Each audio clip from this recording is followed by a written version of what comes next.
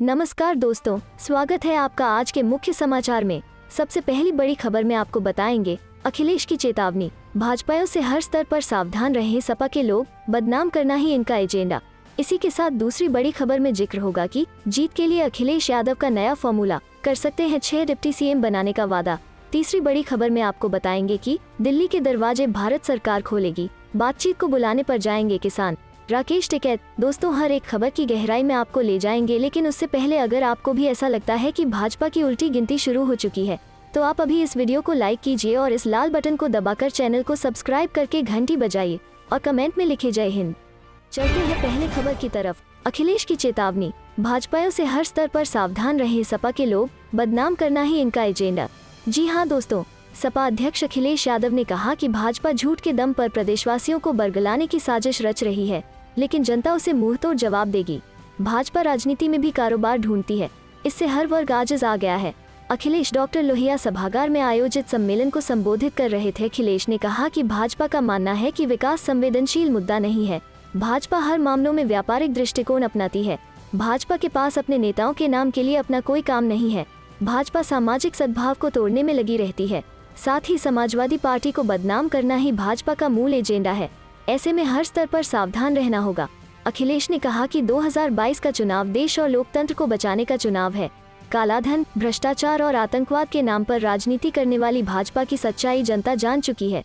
संवैधानिक अधिकारों की बहाली के लिए समाजवादी सरकार ही एकमात्र विकल्प है। चलते हैं अगली खबर की तरफ। जीत के लिए अखिलेश यादव का नया फॉर्मूला, कर सकते हैं 6 डिप्टी सीएम बनाने का वादा। जी हाँ दोस्तों, अगले साल उत्तर प्रदेश में होने वाले विधानसभा चुनाव के लिए सभी राजनीतिक पार्टियों ने तैयारियां शुरू कर दी है और इस बीच समाजवादी पार्टी ने चुनाव में जीत के लिए खास फॉर्मूला तैयार किया है। सूत्रों के मुताबिक समाजवादी पार्टी 6 डिप्टी सीएम के फॉर्मूले के साथ चुनाव लड़ने की तैयारी में है। सूत्रों के मुताबिक समाजवादी पार्टी यूपी चुनाव में अपने घोषणा पत्र में 6 डिप्टी सीएम बनाने का वादा कर सकती है। इसमें अन्य पिछड़ा वर्ग, दलित, सामान्य वर्ग और मुस्लिम समाज से उप मुख्यमंत्री बनाने का वादा करने की तैयारी है। खुद पार्टी अध्यक्ष अखिलेश यादव इस फॉर्मूले पर पार्टी के संसदीय बोर्ड के पदाधिकारियों के साथ बातचीत कर रहे हैं।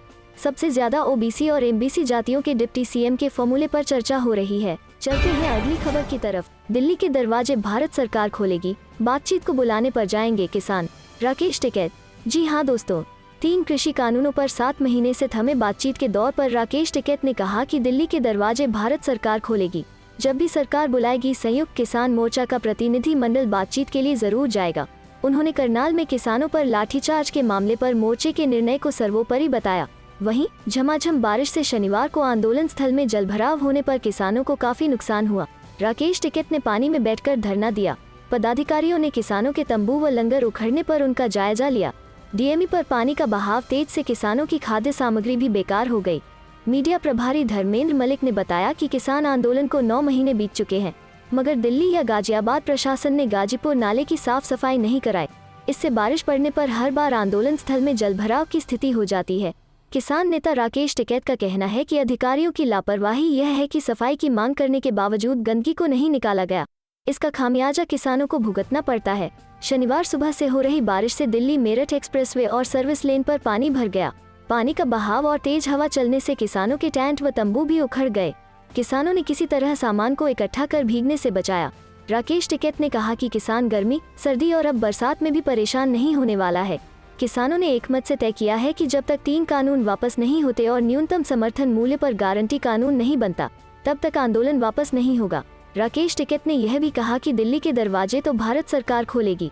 जब भी सरकार बुलाएगी तो संयुक्त किसान मोर्चे का प्रतिनिधिमंडल बातचीत के लिए जाएगा। इस बीच उन्होंने यह भी कहा कि करनाल में किसानों पर लाठीचार्ज के मामले में संयुक्त किसान मोर्चा ने जो भी निर्णय किया है वो सर्वोपरि है। चलते हैं अगली खबर की तरफ। पंचायत चुनाव ने बिहार में बढ़ाई शराब की तस्करी, उत्तर प्रदेश पी सहित इन राज्यों से हो रही सप्लाई। जी हाँ दोस्तों, बिहार में जैसे जैसे पंचायत चुनाव नजदीक आ रहा है, वैसे ही शराब माफिया भी पहले से ज्यादा सक्रिय हो गए हैं।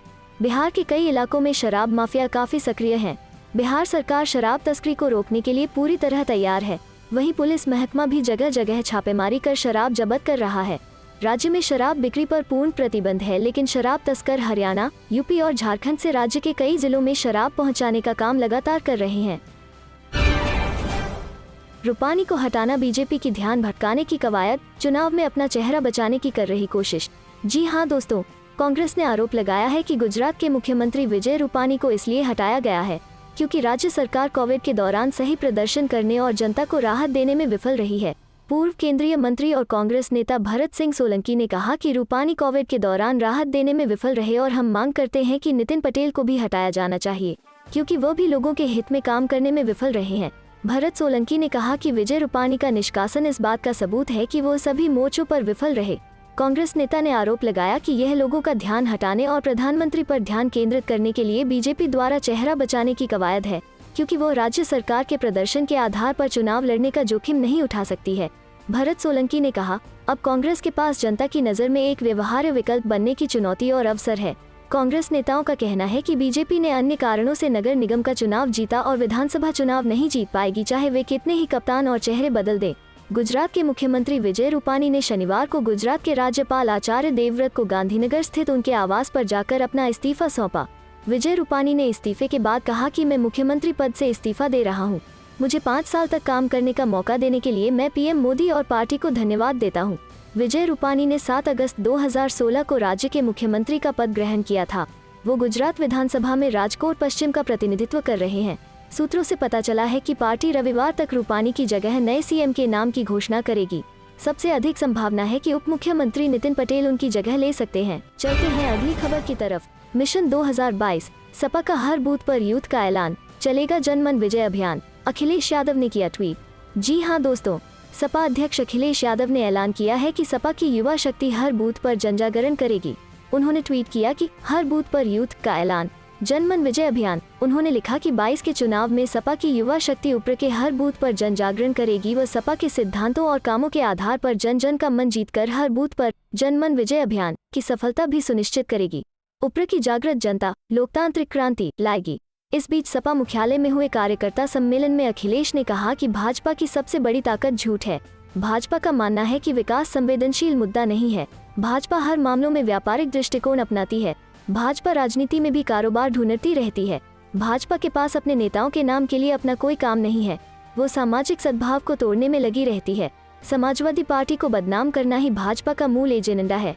वर्ष 2022 का चुनाव देश और लोकतंत्र को बचाने का चुनाव है। यूपी से ही बदलाव होगा, जनता ने यह तय कर लिया है।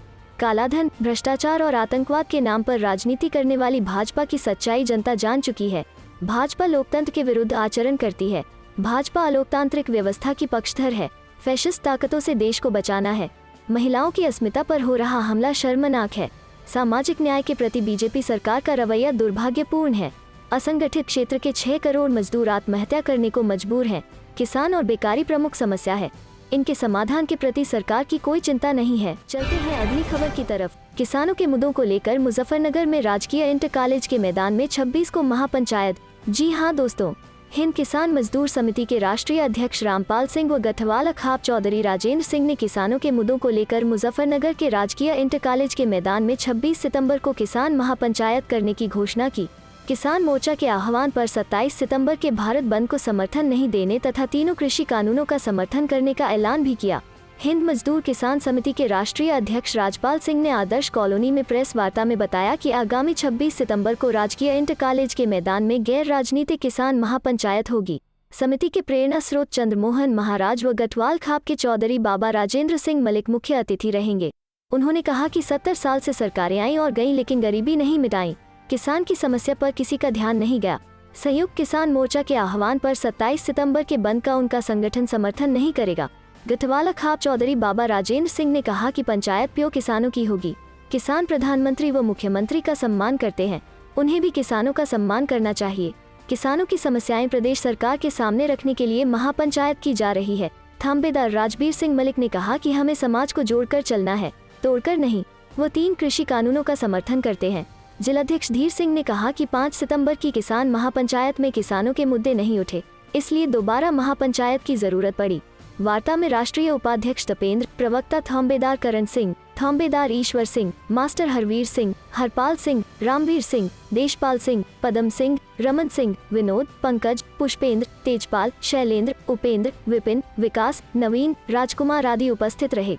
गन्ने का रेट बढ़ाया जाए, समय पर गन्ना भुगतान की व्यवस्था हो, बिजली का रेट आधा हो, बेसहारा पशुओं की समस्या का स्थायी समाधान हो, किसान ट्रैक्टर पर प्रतिबंध न लगे, चाहे वो 50 साल पुराना ही क्यों न हो।